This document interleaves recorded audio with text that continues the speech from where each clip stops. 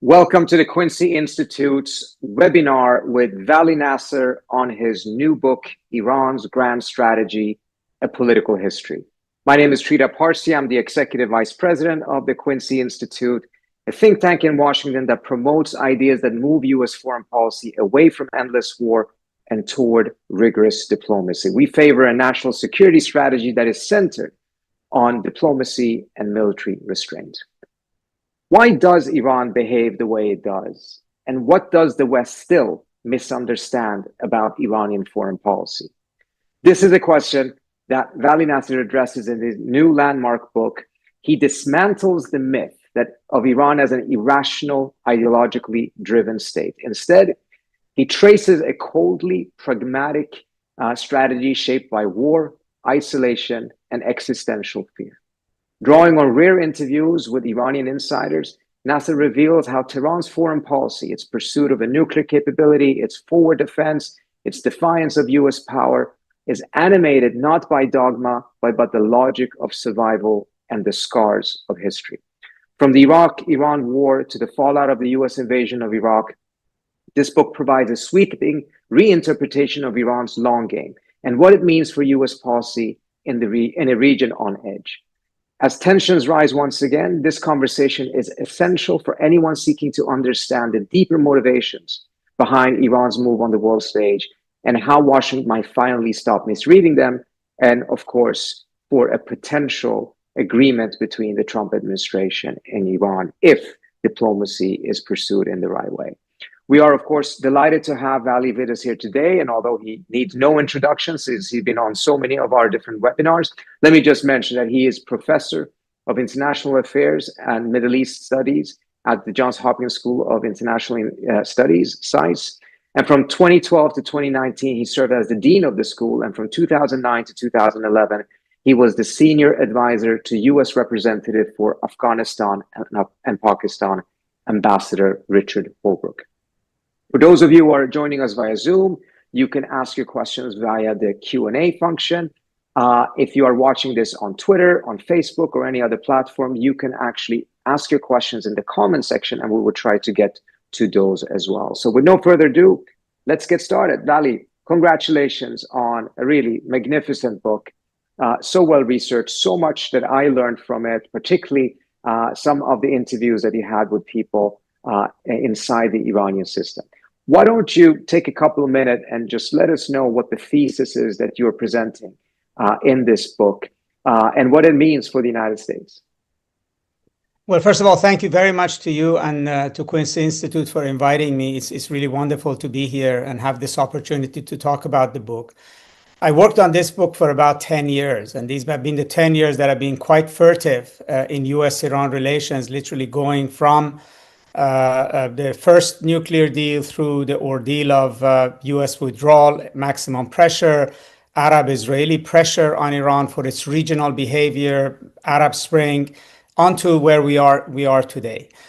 And whenever the tensions with Iran goes up, there's always a way of thinking about Iran as essentially a theocracy, as a state led by mullahs who are either purely ideological or irrational, or if there is any rationality, it's driven by the reading of the Quran and the religious text, etc.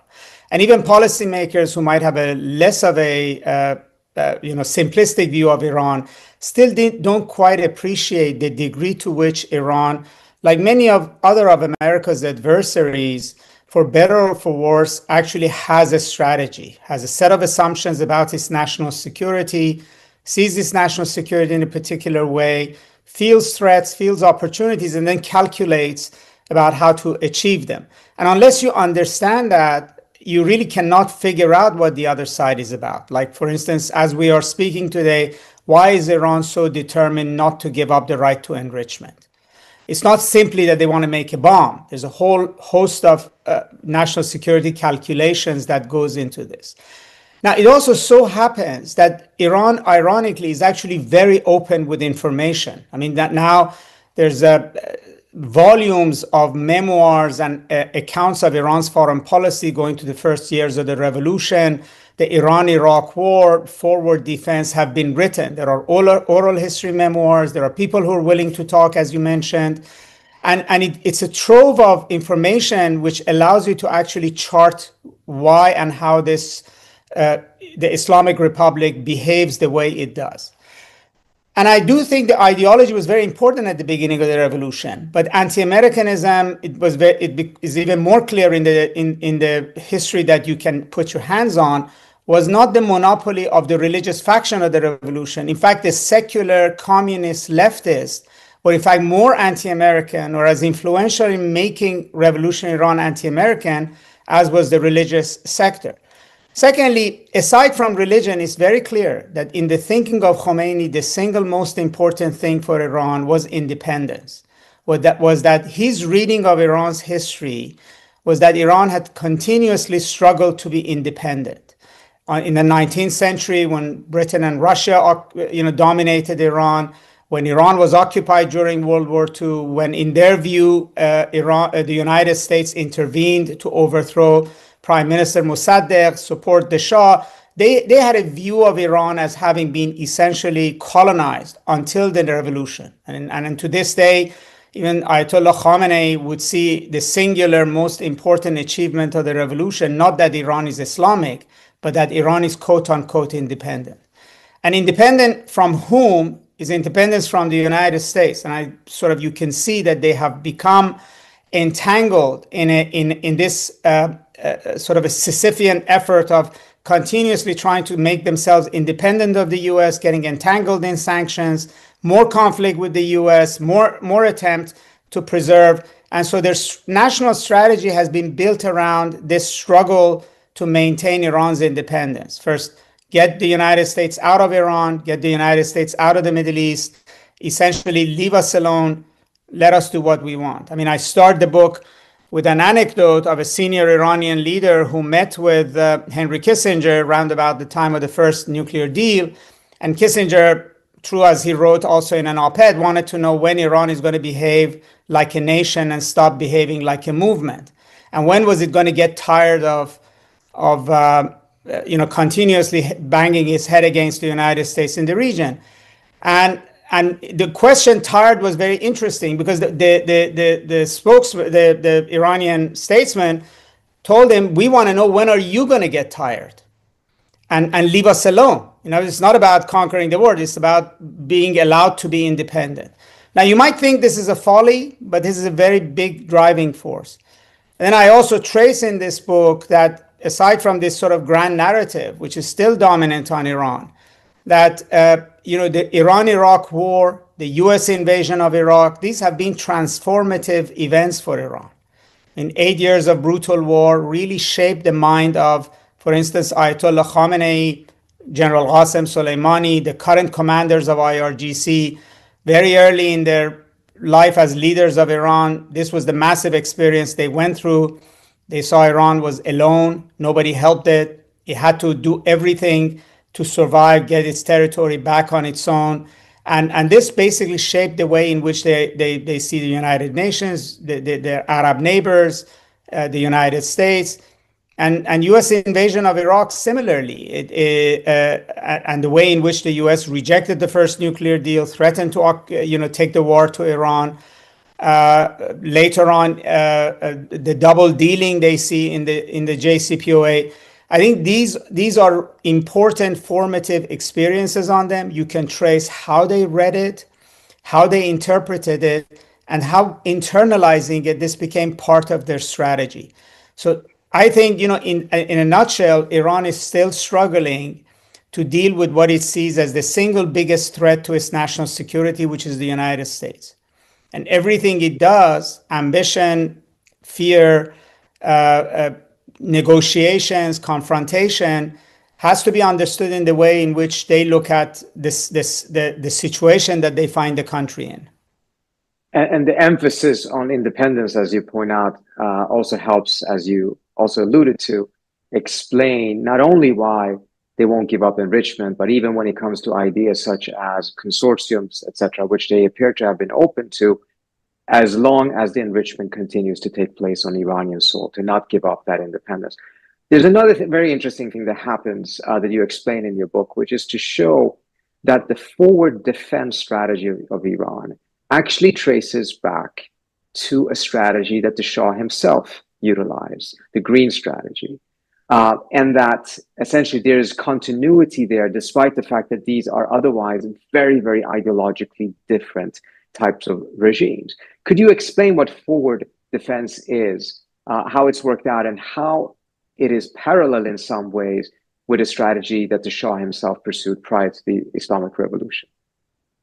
I mean, first of all, the fundamental point that you mentioned is that even though the Islamic Republic has a view of the Shah as a puppet of the United States and is ideologically opposed to it, I mean, that's not the reality that was. I mean, the Shah also saw Iran as a great power in the region. He was also responding to certain strategic realities about Iran, which the Islamic Republic has to do. Iran is a very big piece of territory, is a very proud nation. It has a long civilization, but it's also alone.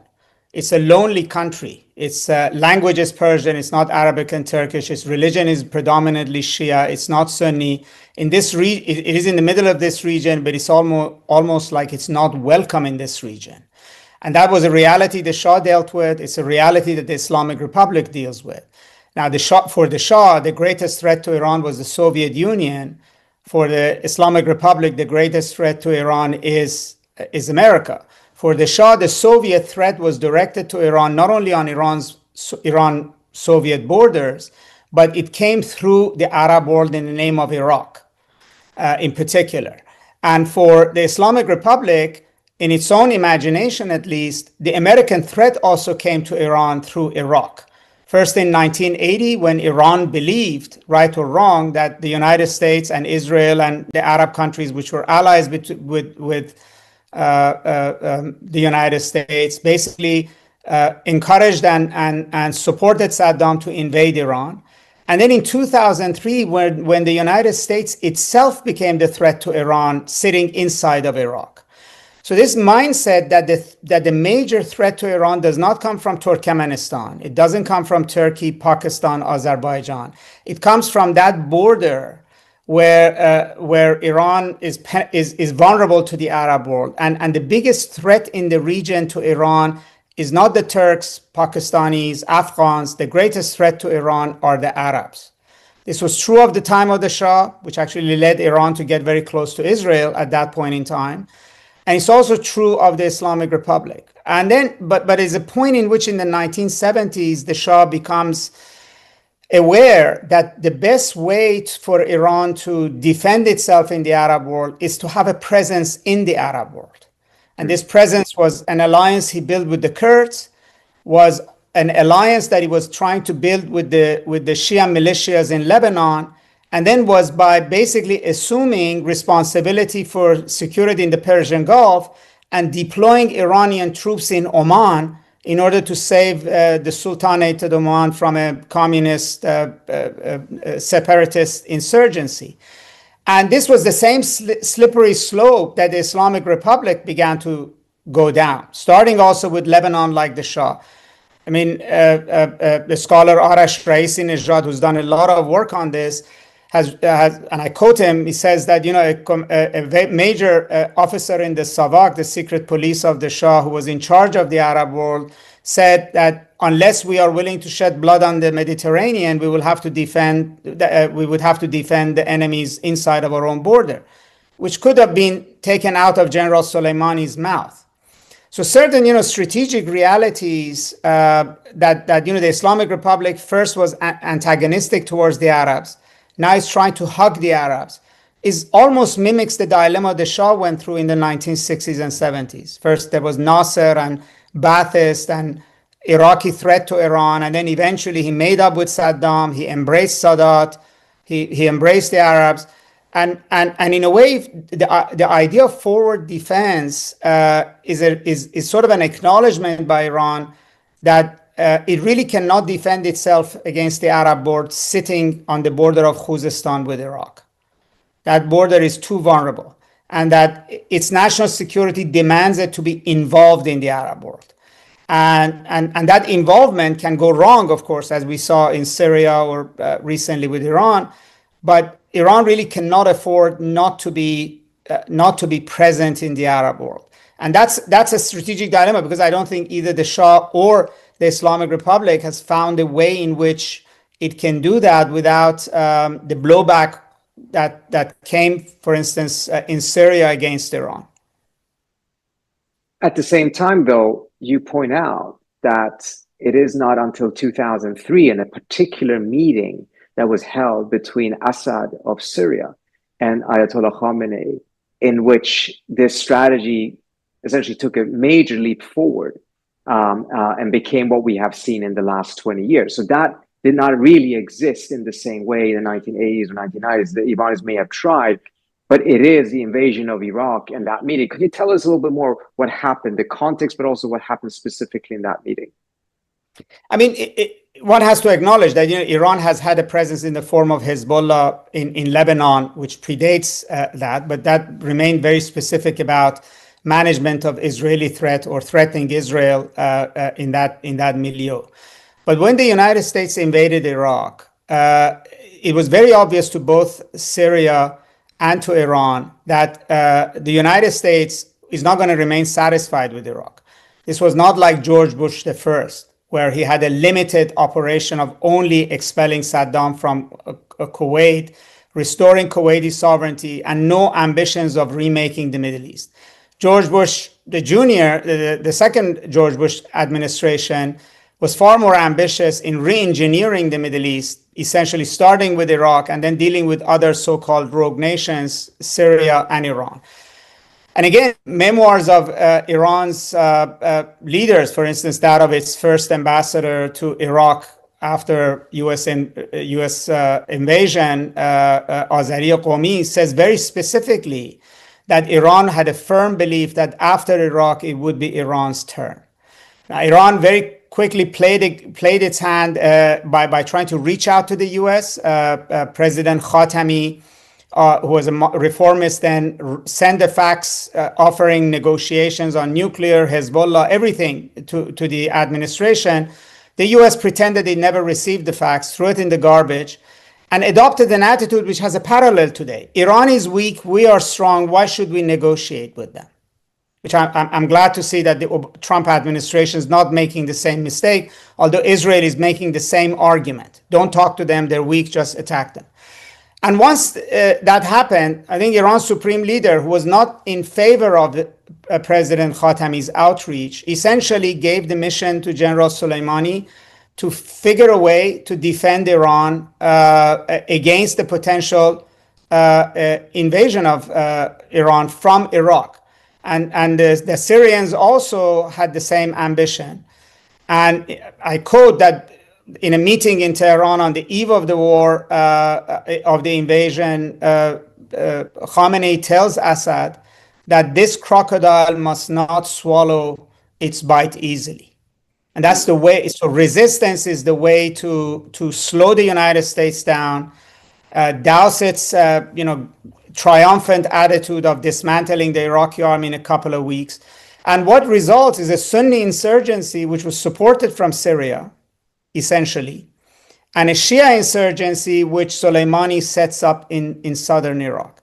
Now, neither of them could have expected the spectacular success of the insurgencies. Neither of them could have assumed that not only they would disabuse the United States of the desire or expectation that they could just march into Baghdad for breakfast, Tehran for lunch, and Damascus for dinner, which is the kind of language which was being bandied about, but they actually would be defeated in Iraq. And years later, Ayatollah Khamenei basically says that the entire recalibration of US foreign policy, starting from President Obama, of pivoting to Asia, owes to Iran, that everybody in the Middle East, Russia, etc., owe a debt of gratitude to Iran for actually defeating the US in Iraq. Now, we may say this is overreading what they did, but it's real to them. And so when Iran experienced that kind of success in Iraq, Soleimani became a larger-than-life hero within the Revolutionary Guards. He became a regional, Uber operator, and Iran began to double down on this idea that it it can manage security operations by setting up militias, by following asymmetric warfare. But it was a strategy that they stumbled upon because their back was to the wall, because they feared imminent invasion by a US military that had arrived in Baghdad in record time. And they knew that they cannot defend against the United States with tanks, aircraft, and artillery. And so they came up with this guerrilla warfare strategy, which had roots in the Iran-Iraq war, because that's how they waged that war against Iraq. It had roots in Hezbollah's war against Israel in the 1980s and 1990s. And this degree of success then turned this into a major pillar of Iran's regional strategy. The way you describe it is, and the context of it, I think, lends credence to your assessment there, which is that this was a defensive strategy, at least at its outset. The United States had invaded Iraq. Iran had already been invaded by Iraq earlier on. The sense of threat vulnerability was immense. And the strategy was designed to be able to make it as difficult as possible for the United States to be able to carry on and go all the way to Tehran after Baghdad or Damascus. The way it's perceived elsewhere in the region is that Iran was seeking to establish hegemony throughout the region. That this was from the outset driven not by defensive measures, not by existential concerns, but rather by a long-standing Iranian desire for dominating the region going back 2,500 years since the First Persian Empire. Is there any truth in that assessment in your view? Did this strategy perhaps start off as being defensive, but because of its unlikely success or unexpected success, actually stumbled upon becoming more hegemonic? Well, elsewhere in history, we've seen, Trita, that one man's defense is another man's offense. Most countries that engage in war, including, let's say, Russia going into Ukraine, explain their aggression against Ukraine in terms of defending themselves against NATO. And it's also possible that wars or strategies can begin defensively, and then at some point, those who are executing it see ambitions in it. It's also possible that when the Shah first embraced a presence in the Arab world, it was defensive, but then towards the end of his rule, he began to imagine that with friendship with Saddam, a base in Oman, intervening in Oman, a base in Lebanon, Iran can become the dominant force in the region, not with militias, but in a different way. So I don't want to say that the Islamic Republic has not at no point began to imagine sort of grandiose control of the region. But you have to look at the actual facts of the case. The facts is that there is no evidence in any memoir, in any history, in any account of the times that these things were happening of a grand plan. What you see is panic when the US arrives in Iraq, that they are going to imminently attack us. And then when Assad comes under fire in 2011, you see panic in Tehran. I quote the way Khamenei was speaking to the commanders he was sending to Syria, that at one point they complained that Assad doesn't listen to us. We can't save the place. We should just pack up and leave. And he tells them Assad is like a sick man. He doesn't know he's sick. You got to take him to the doctor. The doctor gives him medicine. You got to force him to eat it. In other words, don't come back to me and say that you're resigned to Syria falling, because the consequences would be enormously grave. Now, if later on they succeeded and they stabilized Assad, and then they defeated ISIS in Syria by 2016. Now, from 2016, 2017 onwards, they became ambitious in terms of turning Syria into a base of operations against Israel. That does not mean that in 2011, that's the way they were thinking. In 2011, it was literally panic that if Assad fell, Baghdad would not be sustainable. Iran would be on its heel. A combination of Israel, angry Sunni Arab states, and America will be coming at Iran like a tsunami.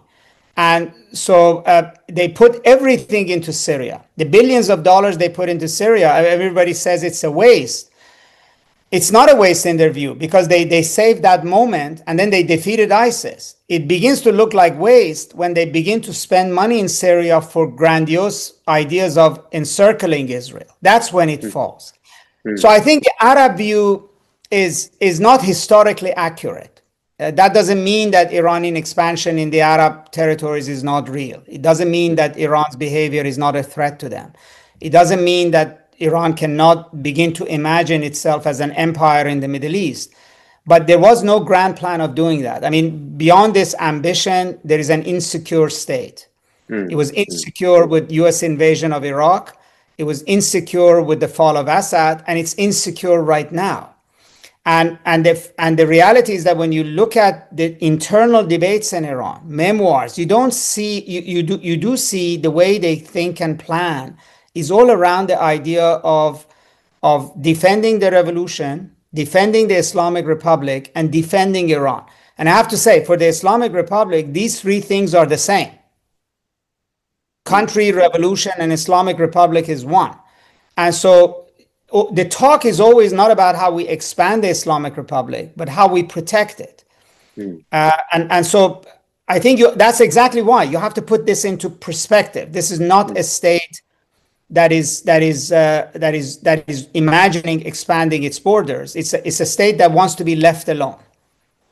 So I want to get back to Syria, mindful of the fact that, of course, Assad now has fallen, which I think happened after you had finished writing the book. But I want to point to an interesting parallel, because the forward defense in some ways sounds very much like the American grand strategy of primacy. The belief that the US does need to dominate almost every corner of the world, because otherwise instability ultimately will reach the US itself and will be a threat to the US. Now, of course, the scale here is very different. The US is going beyond two oceans to implement that strategy, and in many ways, of course, has backfired.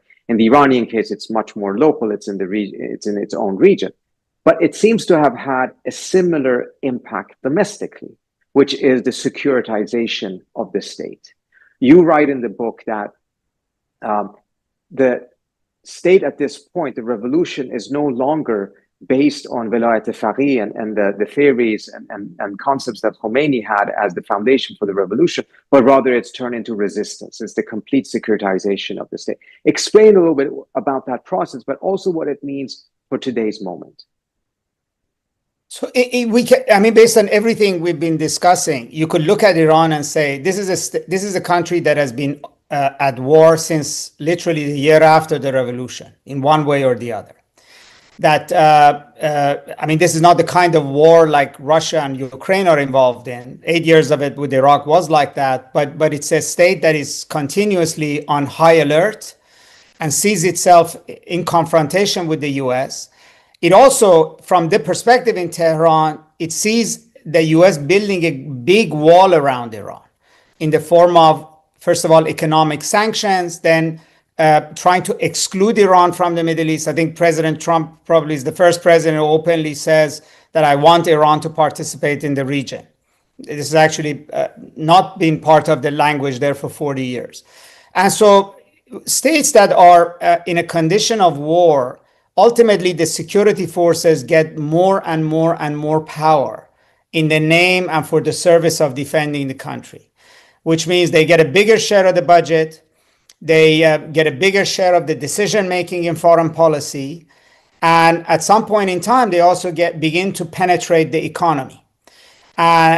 So in the case of Iran, this has meant that the Revolutionary Guard has gone from being a fairly professional force at the end of the Iran-Iraq war to steadily becoming a state within a state in Iran. It's now very similar to the military in Pakistan or military in Egypt. In other words, it has sway over large parts of the economy. It has many governorships or former Revolutionary Guard commanders. It has members of the parliament. It has allies in the political process, and is highly integrated with the clerical establishment. And like generals everywhere, they have a security perspective that they impose on the country. But in the case of Iran, and you could say it's their own fault, I wouldn't dispute with that, but it is what it is that they are operating as if Iran is in a continuous situation of war. They look around them, they see dozens of US bases in all the countries around them with capability to hit Iran. And so, and it's their job to actually defend Iran. So then they say, we need to take over Ministry of Telecommunications, we need to control the banks, we need to control these routes, we need to control shipping, we need to have a share of the oil, we need to control the government. Intelligence services become bigger and bigger. So in a way, even though Iran's leader is civilian because he's a cleric, essentially Iran is now a state like Pakistan or Egypt really run by the military. It doesn't have a face like General Sisi or the chairman of the army staff in Pakistan. But as a whole, the IRGC is now a big pillar of the state. And I also argue that Khamenei, much like the Shah, is a civilian who sees himself as the commander-in-chief of the military. It's wrong to think of Khamenei as a cleric. Yes, he comes from that background.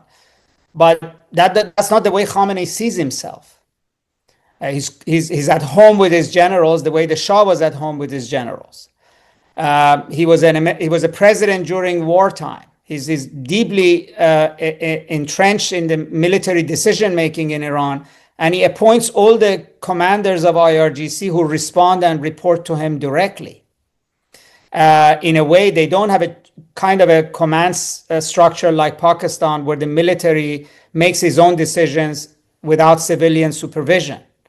Khamenei has the last word on war, on peace, on which division of IRGC gets what kind of funding, which commanders are relieved, which commanders are appointed. And in a way, it is no longer between authoritarianism and democracy or clerics and secularism in Iran. I think it's largely about the security military structure that dominates Iran and how that will go forward in a post-Khamenei scenario.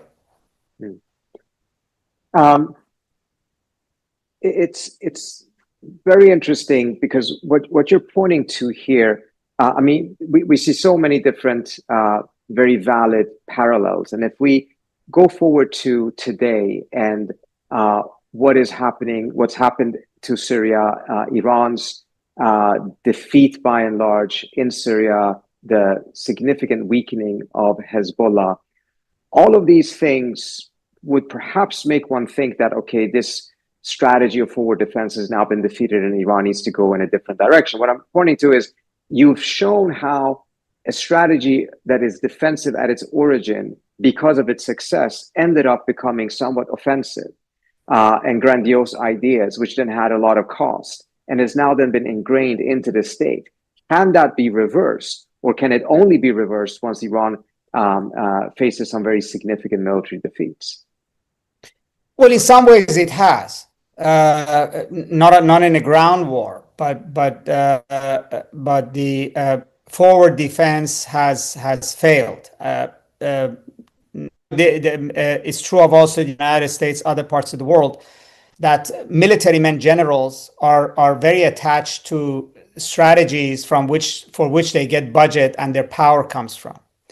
After 2003, the Quds Force went from being the smallest division of IRGC to becoming an empire with regional expanse and significant amount of budgetary and political influence in Iran. Now, those who are in the Quds Force, whether it's Soleimani or Qa'ani, they obviously would try to defend their turf against other divisions of IRGC. Now, what happened in Syria, essentially, and actually what happened during the war, in other words, I believe that the moment that Israel attacked Iran's consulate in Syria, it was proved to Iran that forward defense wasn't going to work. forward defense was no longer going to deter Israel, that they were facing a different Israel than they were facing before October 7th. And Iran makes a decision to actually launch missiles from its own territory. The minute it does that, it really, within Iran, it shows that the ultimate defense of the country, the defense of the country ultimately rests not with the Quds force, but with that division of IRGC that is in control of the drones, missiles. And forward defense, I think there is any logic to rebuilding it the way they had done before, because it's not going to perform that function anymore. First of all, they don't have Syria. Lebanon is going to be a very uphill battle to build Hezbollah to what it was, if it's at all possible. And ultimately, given the way Israel has conducted the war in Gaza, it actually doesn't make sense for them to put money over there. As some have said in these debates in Iran, it was a great strategy for a time. It worked really well. Times have changed, and so you cannot apply an old strategy for the future. Now, one of the things we've seen with Iran, and it's very obvious when you look at their history, is that they have learned on the go about how to deal with problems. So, for 2 years, Iraq occupied the Iranian territory until the Iranians came up with the idea of asymmetric warfare to win their territory back.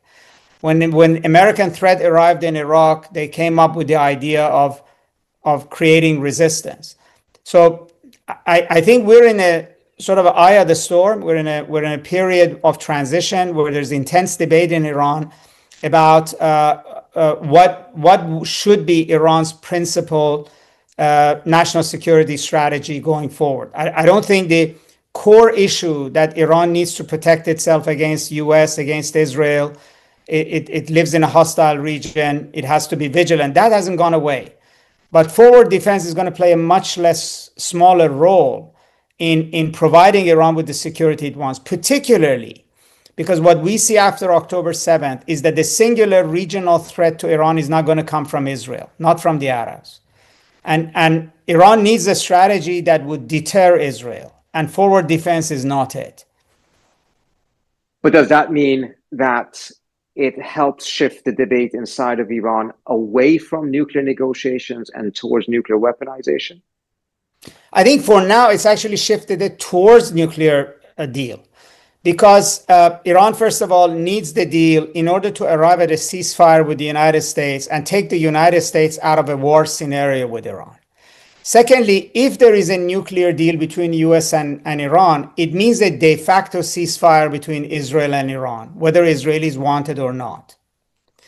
Just like President Trump is right now not allowing Israel to attack Iran, he's not going to allow Israel to attack Iran after a deal. And then he's going to also get from Iran guarantees that the Iranians will not provoke Israel in a way that would lead to a confrontation. That does not mean peace between them, but it means a de facto ceasefire. Iran and Israel have had this in the past as well, after 2006 war in Lebanon. Right? They agreed to some kind of a cold ceasefire.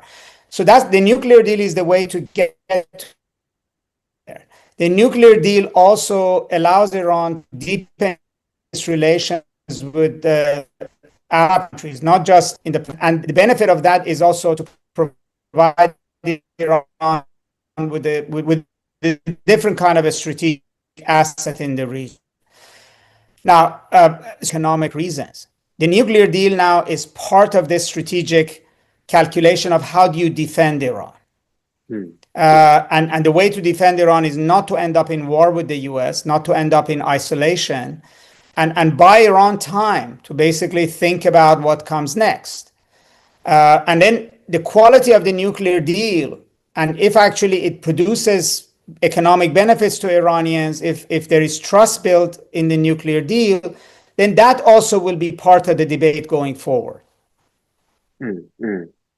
But if there isn't a nuclear deal, do you think now, as a result of Iran's weakening, the largely defeated strategy of forward defense makes a nuclear deterrence all the more important to the Iranians? Yes, it does. But the path from where they are now to actually having nuclear deterrence is not short. It's fairly long, and it's also very, very dangerous and costly. So if you had two strategies in front of you in the short run, let's say, that a nuclear deal is the best way to stabilize the situation, given where Iran is, or should Iran go nuclear, I think the more attractive choice right now is actually to have a nuclear deal. Because, as I said, ceasefire with America, ceasefire with Israel, economic stability, deepening of relations with the Arab world. A nuclear deal reduces threats to Iran. And after all, as I've mentioned, everything about Iran's strategic thinking is about threat management, right? So this is the easier, cheaper way. And of course, once you go down in this path, then it has its own logic there. And I can't say that, 5 years of nuclear deal, Iran will look like the way it does now or think like the way it does now.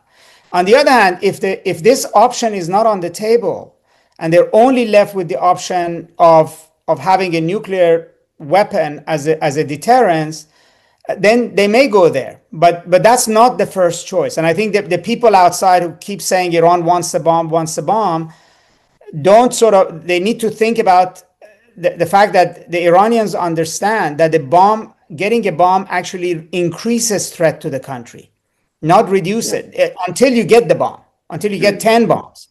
And managing this period they don't have a solution for that. And the whole name of the game is to reduce threat, not to actually increase threat to Iran. So we have a question from Johannes Ohlefeld about what the securitization of Iran has meant and will mean in the future for the democratization of Iran. We've seen in other places that securitization tends to come at the expense of internal freedoms. How has Iran's forward defense strategy interplayed with the reformist movement and the movement to open up the country internally from inside?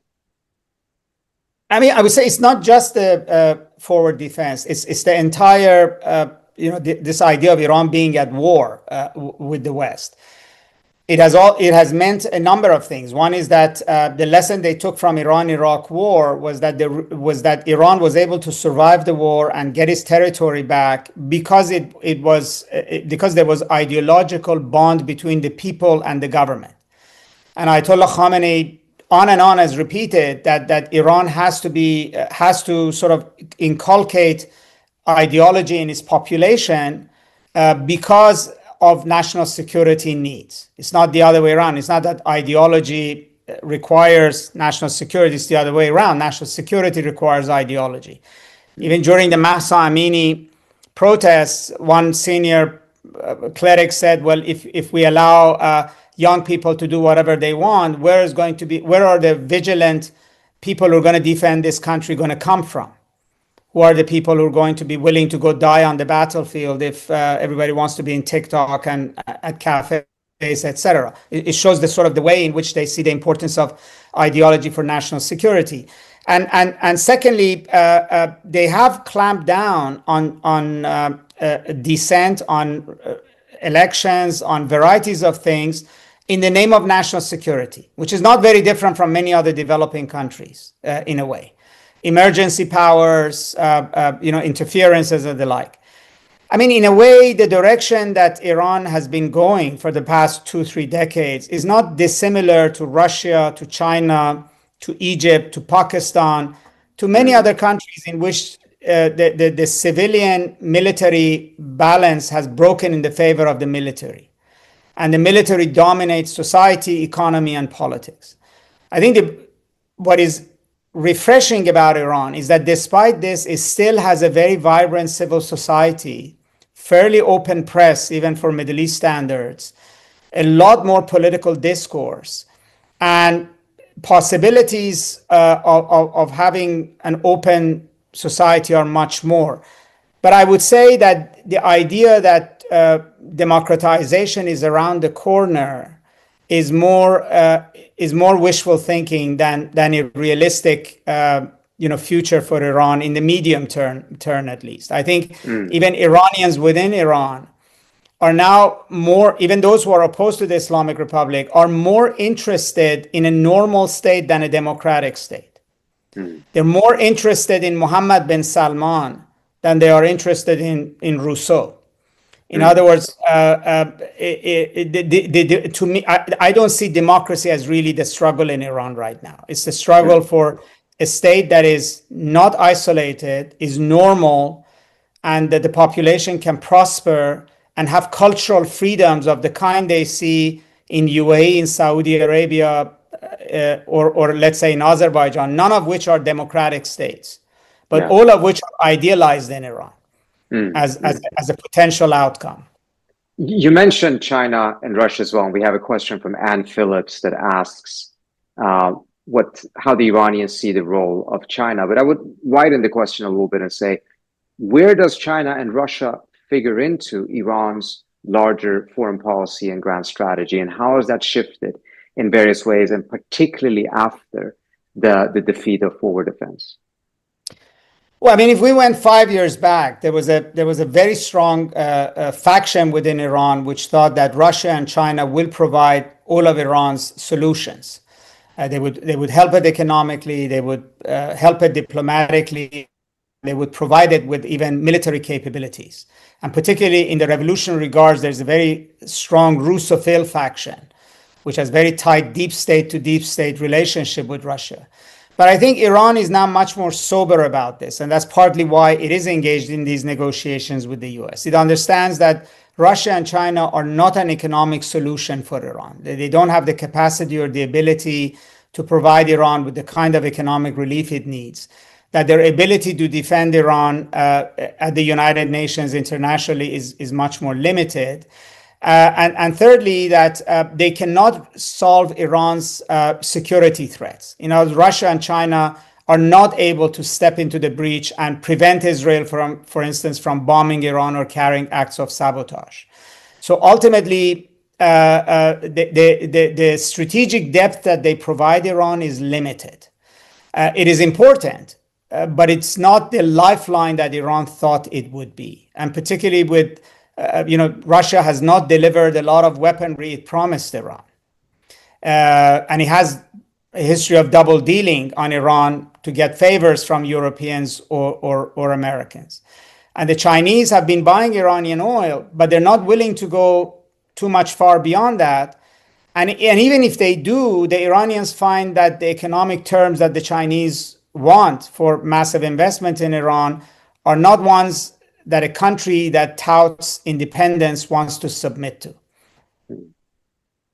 Now, there's an important differentiation between forward defense and resistance that you're making in the book. And while forward defense has largely been defeated, resistance is likely not going to go away because it's rooted in deeper things. But there's limitations to it, everything from economic to ideological to domestic factors. Another one that you're pointing to that is quite fascinating is to see what the average age of Iranian society is today, which, if I remember correctly, is closer to 30 at this point. Whereas in Yemen, you're pointing out it's 19. And I would assume that if you were to make a calculation on the average age of the Iranian leadership right now, is pushing well above 70, whereas the Houthis' leadership seems to be around 40 or so. Are there limitations of that kind that really shows that so much of the steam of the revolution has now aged out and has been replaced by younger, more revolutionary, zealous forces in the region?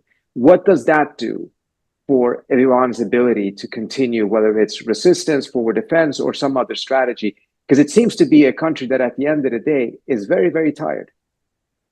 Absolutely. I mean, first of all, there are different dimensions to this demographic issue, which is pretty important. One is, forward defense is a military strategy. Resistance is an idea.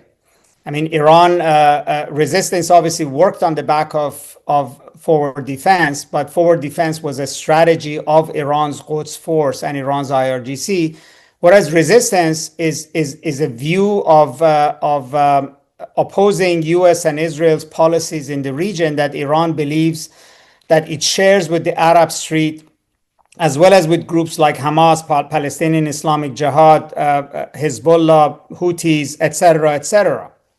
And therefore, the Iranians believe that even if they withdraw from forward defense, given Israel and America's policies in the region, they will have a bond with significant forces in the Arab world along the lines of resistance. And in fact, after October 7, they believe that they will have this bond also with everybody from Greta Thunberg to New Zealander natives to people in Europe and the US. So resistance is more like a third worldism of the 1960s, but this time Iran is at the center of it. And it does see that as an important strategic asset, but separates that from the idea of actual military campaign in the form of forward defense. Now, demography is very important because we have to note that when the revolution happened in Iran, Iran's average age was around 19 years old.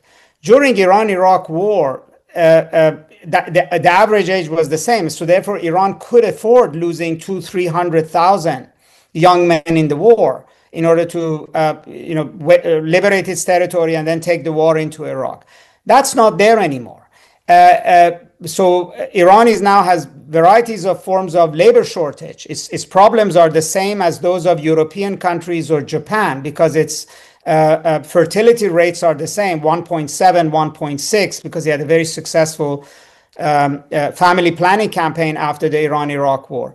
That has caused another problem, which is Iran has a migration problem very serious, similar to US or France or Germany, in the form of Afghans who are coming to Iran. Similar kinds of anti-immigration attitudes have formed. Afghans are now basically producing, if you would, the younger labor force that Iran doesn't have in large numbers. And then, as you mentioned, Iran is sitting in a region that is considerably younger than it. The average age in the Arab world is much younger than Iran as a whole, which, yes, has military implication, which means Iran cannot have a kind of military force that can dominate in the Arab world, but it can maybe use these younger Arab forces in the region to do its bidding in Yemen, in Iraq, etc. But it also means that Iran in the future will rely much more on technology than soldiers for its national defense. That's why the missiles and drones part of IRGC are bound to be more important than the Quds force going into the future. But it also has another important note. I mean, there is a leftover language that came out of 9/11 and Arab Spring, that the Middle East is really, really young. Young people all want change. And therefore, these societies are on the cusp of change, and look at their old leaders, etc. Yes, Iran's leaders are very old, much older than Mohammed bin Salman or, let's say, Ilhan Aliyev, etc. But the reality is that the demography of Iran is not the same as the Arab world. The youth in Iran are an absolute minority. The mainstream Iranians are in their 30s, 40s, 50s, which means they're of an age that, as angry as they may be, they're not risk takers. Young people who go and cause revolution, democracy movements, Arab Spring, are of a particular age. Older people don't carry out revolutions. And so it's important to note for those people who constantly think that there's going to be an uprising in Iran. I don't believe there's going to be an uprising, not because Iranians are unhappy. Iranians are deeply unhappy, but because the demographic factor isn't there. The angry young Iranian is a minority in Iranian society. And as I said, the predominant number of Iranians are 30s and up. I mean, in 5 years' time, Iran's average age is going to be 37. That's not that long from now. Actually, 4 years, because when I got this data was a year ago. So in 4 years' time, they're going to be 37. A society that is 37 and up is not a revolutionary society. Doesn't mean it won't change, but the models that worked in 79, the models that we saw in 2011 to 2014 in the Arab world, I don't believe apply to Iran. What does an average age of 37 mean for a country's foreign policy, particularly one in the context that Iran finds itself in? I think it means pragmatism. I mean, the older you get, the more likely you are going to vote for change that is not disruptive. that is not going to mean that you're going to lose your job or lose your livelihood. The kind of risk-taking that young people might take, both with their own lives of going before bullets and batons, as well as be willing to risk everything to try some new regime, is not true of older people. So I think, and I think the Islamic Republic understands that the nuclear deal will satisfy a large number of Iranians. Not that they will become pro-regime, but it will satisfy a lot of things that makes them unhappy, like inflation, unemployment, varieties of things. And I have to say that, after the uprisings in Iran, they have basically relinquished a lot of the culture, the main cultural issue that brought the women into the streets, which is that they have de facto adopted a don't ask, don't tell policy with hijab. Large numbers of Iranian women now really don't wear hijab, particularly in middle class and up areas where the cultural issues were more important. They basically have taken a hands-off policy, which addresses at least the cultural anger to some extent. And they think that the nuclear issue will address some of the economic anger. And that leaves only a very smaller group of people who want the Islamic Republic gone at all cost. But I think the age structure in Iran is suggestive of a population that is not willing to go to war with its government at all costs.